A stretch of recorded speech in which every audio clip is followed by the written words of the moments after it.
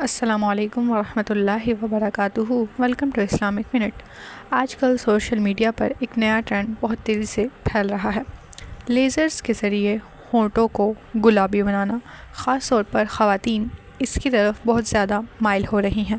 آج کا سوال یہ ہے کہ کیا اسلام میں زینت کے لیے ایسا کرنا جائز ہے؟ کیا یہ فطرت میں تبدیلی ہے یا یہ صرف خوبصورتی بڑھانے کا ایک جائز طریقہ ہے؟ آج کی اس ویڈیو میں ہم قرآن و حدیث کی روشنی میں اس بات کو جاننے کی کوشش کریں گے۔ اسلام خوبصورتی کے خلاف نہیں ہے۔ اللہ تعالیٰ قرآن مجید میں ارشاد فرماتے ہیں، کہہ دو کس نے اللہ کی اس زینت کو حرام کیا جو اس نے اپنے بندوں کے لیے پیدا کی ہے۔ جائز حدود میں رہ کر زینت اختیار کرنا درست ہے۔ شیطان نے کہا، اور میں انہیں حکم دوں گا کہ وہ اللہ کی تخلیق میں تبدیلی کریں گے۔ اس آیت سے علماء نے ایک اصول نکالا ہے، وہ یہ کہ بلا ضرورت جسم میں مستقل تبدیلی کرانا جائز نہیں ہے۔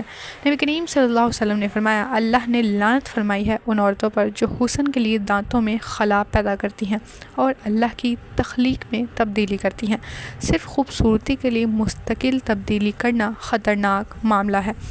اب اس مسئلے کو آسان الفاظ میں سمجھنے کی ضرورت ہے کہ اگر لیزر لائٹ ٹریٹمنٹ کروایا جائے، اگر یہ صرف وقتی طور پر ہو، نقصان دہ نہ ہو، فطرت کو مستقل نہ بدلتا ہو، تو بعض علماء کے نزدیک اس میں گنجائش ہو سکتی ہے۔